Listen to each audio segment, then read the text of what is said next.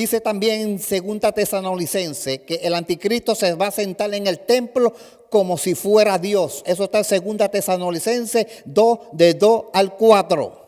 2, de 2 al 4. Esa es una gran señal para la segunda venida, la segunda fase, cuando Jesucristo viene y pone los pies sobre el monte de los olivos a reinar aquí en la tierra. Otra gran señal demasiado de poderosa es esta. Mateo 24, 29. E inmediatamente después de aquella gran tribulación, aquellos días, el sol se va a oscurecer, la luna no dará su resplandor y las estrellas caerán del cielo y verán al Hijo del Hombre que viene sobre las nubes del cielo con poder y gloria. Aquí la Escritura nos está llevando a el final de la gran tribulación, que va a haber un desastre enorme aquí abajo en la tierra. Y Cristo lo había profetizado antes, Cristo lo había dicho antes, que iba a haber un desastre aquí en la tierra, que la gente, en Lucas capítulo 21, que la gente iba a desfallecer, que la gente se le iba a estremecer el alma, que la gente iban a estar con un pánico, con un miedo horrible. Y Cristo nos está dando esa gran señal, que no va a verse el sol, que no se va a ver la luna. Y entonces después de eso, Cristo descenderá del cielo. Ahora, me pregunto yo, cuando la Biblia dice que los ejércitos de la tierra se reunieron en el valle de Armagedón, las 10 naciones del anticristo, con los reyes que vienen del oriente, que viene China a la cabeza, dice que allí va a correr la sangre como hasta el freno de los caballos. Quiere decir que hay una matanza, que allí van a estar peleando y de repente hay una señal en el cielo y entonces aparece Jesucristo del cielo y los ejércitos dejan de pelearse ellos mismos y entonces se van a pelear con Jesucristo y Él dice la palabra y lo fulmina. Entonces, si la venida del Señor es como ladrón en la noche, es cuando la gente ni siquiera estén pensando en este acontecimiento. No me digan ustedes a mí que la gente, cuando estén los ejércitos reunidos allí en el Valle de Armagedón, sabiendo lo que dice la Escritura, que en ese momento Él va a venir de arriba, la gente no van a saber eso. Porque esas son las señales para cuando Cristo retorne a establecer su reinado aquí abajo en la tierra. Esas son las señales cuando Cristo retorne para establecer su reinado aquí en la tierra. En Primera de Tesalonicenses 5:9 dice: Dios no nos ha puesto para ira, sino para salvación.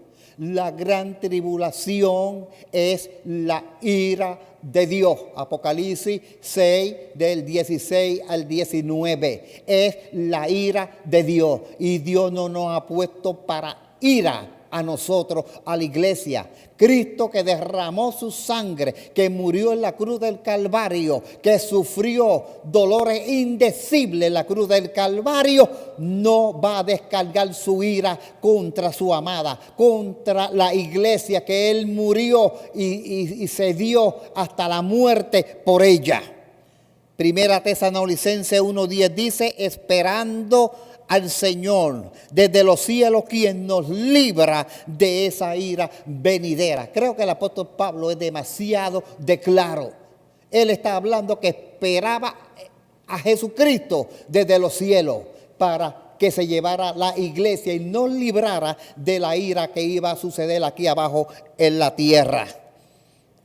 Cuando el apóstol Pablo, que es a quien Dios les revela estos grandes misterios, les revela el misterio que es la iglesia, en ningún momento menciona que la iglesia tenga que pasar por la gran tribulación. ¿Y por qué Pablo no lo menciona? Porque Pablo mismo sabe que la iglesia no puede estar aquí abajo en la tierra cuando comience la gran tribulación. Por eso fue que Pablo lo dijo en 2 Tesalonicenses 2, del 2 en adelante, que el anticristo no se va a manifestar hasta antes se ha quitado quien impide. Una vez que impide el Espíritu Santo que mora en los creyentes, se lleva a la iglesia para el cielo, entonces el anticristo es manifestado aquí abajo. Y entonces, según leemos en Daniel, capítulo 9, versículos 26 y 27. Antes de eso quiero decirle que si Pablo hubiese sabido que la iglesia pasa por la gran tribulación, mire, hubiese escrito demasiado en cuanto a ese tópico, porque esto es una de las cosas más terribles que le va a suceder a los moradores de la tierra. Pablo guarda silencio porque Pablo sabía que la iglesia no podía estar aquí abajo en la tierra. En Daniel 9:27, cuando Dios le da las 70 semanas a Daniel, para el pueblo de Israel y para la santa ciudad, de la primera semana a las 69 no está la iglesia. No está la iglesia porque la iglesia comenzó después cuando el pueblo de Israel despreció a Jesucristo. Entonces Dios, como dijimos hace 2 semanas, se tornó a los gentiles. Ahora, cuando llegue la plenitud de los gentiles sean salvos, entonces Dios comienza nuevamente a tratar con el pueblo de Israel. ¿Por qué lo sabemos? Porque el reloj profético del tiempo se detuvo con la muerte de Jesucristo. Se detuvo con la muerte de Jesucristo. En el año 70, Tito Vespasiano destruyó el templo de Jerusalén con su ejército. Entonces, mira, Dios no ha permitido que durante el periodo de la iglesia, el intervalo de la iglesia, haya un templo allí en Jerusalén. Dios no lo ha permitido. Pero cuando Dios vuelva a tratar con el pueblo de Israel, va a estar construido un templo allí en Jerusalén. Una vez se vaya a la iglesia y comience la manifestación del anticristo, hasta que él firma el tratado de paz, en ese lapso de tiempo, ahí van a construir el templo nuevamente en Jerusalén.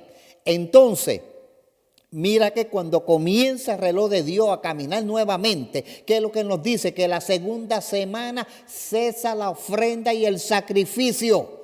Quiere decir que donde se paró el reloj de Dios, ahí mismo comienza nuevamente. Es como cuando alguien está viendo algo que ha grabado y alguien lo llama o tiene que ir a otro lado, lo detiene y después cuando viene otra vez, comienza ahí mismo. Pues exactamente la semana 70 profética para el pueblo de Israel comienza nuevamente con sacrificio. Van a estar sacrificando, haciendo lo mismo que se hacía antes, porque Dios nuevamente comienza a tratar con el pueblo de Israel por una semana más, equivalente a 7 años.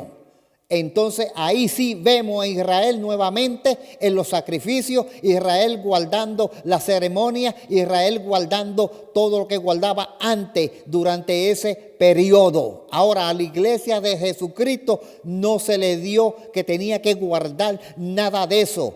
Y Dios en una forma sabia ha permitido que desde que destruyeron el templo no lo construyan más hasta que la iglesia salga de aquí, de la tierra. ¿Por qué? Porque Jesucristo hizo un solo sacrificio y ese sacrificio es eterno y no hay que sacrificar más animales, no hay que hacer más sacrificios, porque Jesucristo con un solo sacrificio lo hizo todo, llevó nuestros pecados en la cruz del Calvario, salvó a toda la humanidad humanidad que queramos aceptar a Jesucristo con un solo sacrificio. Ahora, cuando vuelve el reloj de Dios y comienza a caminar nuevamente, entonces vemos nuevamente a Israel, donde paró en la semana 69, nuevamente haciendo sacrificios, nuevamente con la ceremonia, nuevamente con la ley mosaica,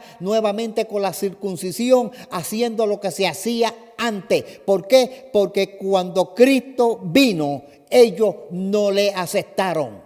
Ellos no le aceptaron. Dios entonces se torna a los gentiles. Entonces, nuevamente cuando los gentiles, la iglesia gentil sea levantada para el cielo, entonces Cristo comienza nuevamente, el plan de Dios comienza nuevamente con los sacrificios allá en Jerusalén, cuando comienza la semana 70, comienza. Ahora, cuando Dios fue a destruir al mundo antediluviano, Dios protegió a Noé y a su familia con un arca. Ellos no tuvieron que perecer. Ellos no tuvieron que sufrir los juicios de Dios. Cuando Dios fue a destruir a Sodoma y a Gomorra, Dios envió 2 ángeles a la casa de Lot, y dice la Biblia que al rayar el alba, los ángeles daban prisa a Lot y a su familia, diciendo que avanzaran, que era eminente la destrucción, que huyeran. Dios los salvó. Cuando comience la gran tribulación, ya Cristo ha levantado la iglesia para el cielo, para que nosotros no pasemos por la gran tribulación. Ahora le voy a dejar con estas palabras para que la mediten en lo profundo de sus corazones. Yo estoy a la expectativa del levantamiento de la iglesia. Yo no estoy esperando otras señales de la segunda venida de Cristo cuando viene a reinar aquí abajo en la tierra. Yo estoy esperando que, como dicen los apóstoles, que Cristo baje del cielo.